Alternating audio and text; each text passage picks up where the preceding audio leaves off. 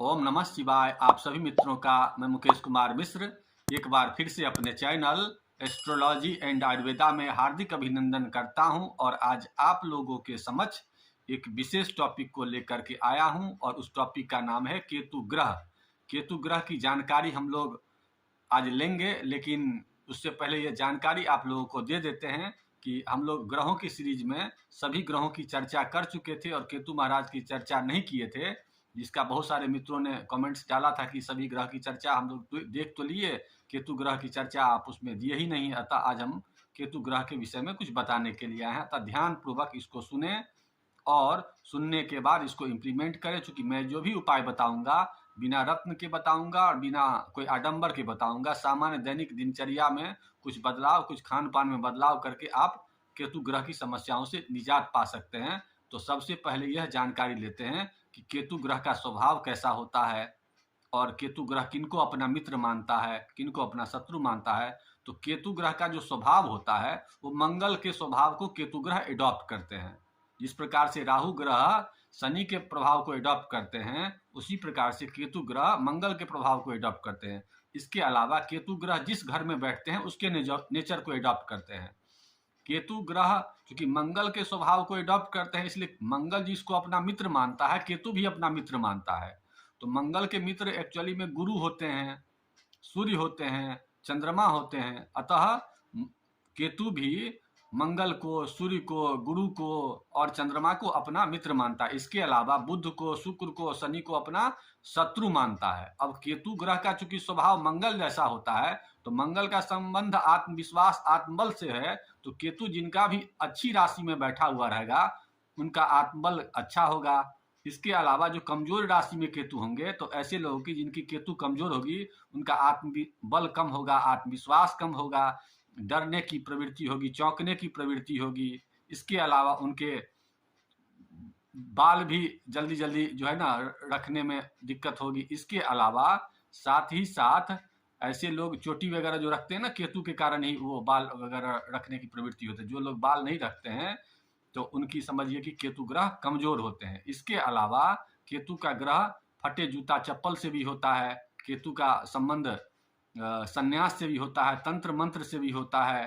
तो इस प्रकार की जितनी भी चीजें हैं सब केतु के अधिकार क्षेत्र में आता है। इसके अलावा फोड़ा फुंसी की शिकायत, लोगों में बवासीर की शिकायत, इस प्रकार की तमाम रोग केतु के कारण ही होते हैं। अतः इन सब का उपचार कैसे किया जाए इस सब की चर्चा करते हैं। लेकिन चर्चा करने से पहले आप लोगों से निवेदन है मित्रों कि अगर आप लोगों ने हमारे चैनल को सब्सक्राइब नहीं किया है तो कर लीजिए, क्योंकि आने वाले दिनों में हम बहुत सारे टॉपिक्स को तैयार कर रहे हैं। फलों की जानकारी देंगे, उसके बाद सब्जियों में क्या क्या मिनरल्स पाया जाता है, सब्जियों से क्या क्या ग्रह को ठीक किया जा सकता है। इसके अलावा आपके किचन में ऐसा कौन सा पदार्थ है जिससे ग्रहों को ठीक किया जा सकता है, सबकी साइंटिफिक जानकारी भी देंगे और सबकी आयुर्वेदिक जानकारी भी देंगे और सबका विश्लेषण भी करेंगे, विज्ञान के हिसाब से भी और आयुर्वेद के हिसाब से भी, और इसका किस ग्रहों से संबंध है सारी जानकारी मिलेगी। अतः मित्रों पेज को और चैनल को जरूर सब्सक्राइब करके अपने जो भी इष्ट मित्र हैं उनको भी शेयर करिए। अब चर्चा करते हैं केतु ग्रह का क्या उपचार किया जाए।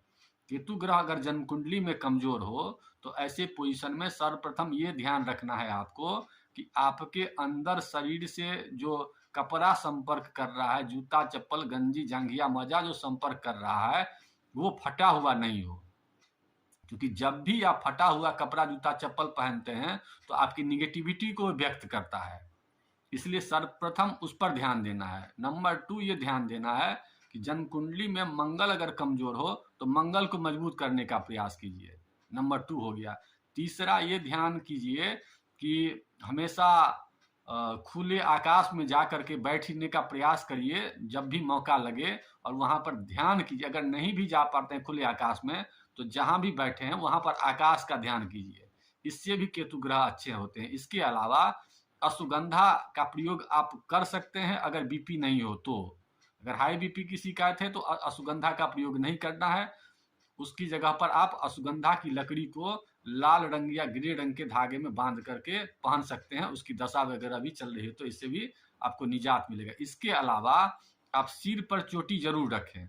सिर पर चोटी रखने से जो है सो आपकी जो भी केतु से संबंधित शिकायत होती है तो उसमें आपको निजात देता है। इसके अलावा कुत्ता आपके आसपास में आता होगा, उसको रोटी कुछ खिलाने का जरूर प्रयास करें। आप जो भी खाना खाते हैं उसका अंतिम टुकड़ा कुत्ता को जरूर खिलाइए। इसके अलावा कभी कभी कंबल वगैरह का दान केतु की दशा महादशा अगर हो तो कर दिया कीजिए।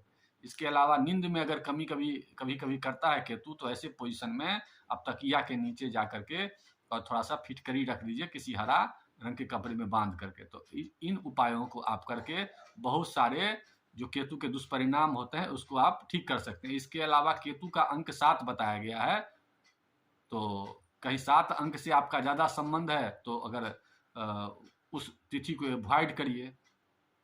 इसके अलावा केतु के विशेष उपचार में आप कर सकते हैं क्या कि केतु के मंत्र को जपा कीजिए। रात को ये सोने से पहले ध्यान रखिए कि केतु के मंत्र को पढ़ा जाए। ओम केतुवे नमः स्वाहा। जितनी संख्या आप करना चाहें 11, 21, 108 वो कर सकते हैं। इन सारी उपायों को करिए और इस उपायों को करने से हम समझते हैं कि जरूर ही फायदा होगा। और अगर किसी अन्य कारण से आप पीड़ित हैं तो उस ग्रह को देखिए। ऐसा उपाय जो हम बताए हैं वो साधारण है, इसका कोई साइड इफेक्ट नहीं है। कोई भी उपाय हम जो बताते हैं उसका कोई साइड इफेक्ट नहीं होता, अतः आंख बंद करके उसको करिए। और किसी विशेष प्रकार की आप शिकायत से पीड़ित हैं तो हमारे नंबर पर संपर्क करिए। हम जो भी उसका निदान होगा वो बताने के लिए जरूर प्रयास करेंगे। अगर आपको ये पोस्ट अच्छा लगा, ये वीडियो अच्छा लगा तो लाइक करिए और अपने मित्रों को आमंत्रित करिए कि इस पेज पर आवें, इस चैनल पर आवें, जिससे हमारे पेज की संख्या बढ़े और हम इस पर नए नए टॉपिक्स जो डालें तो वो लोग उसका फ़ायदा लें। इन्हीं विषयों के साथ आज के वीडियो को यहीं समाप्त करते हैं। आप लोगों ने वीडियो देखा इसके लिए बहुत बहुत धन्यवाद और अगले वीडियो में फिर एक नए टॉपिक को लेकर के मिलेंगे। अतः ओम नमः शिवाय।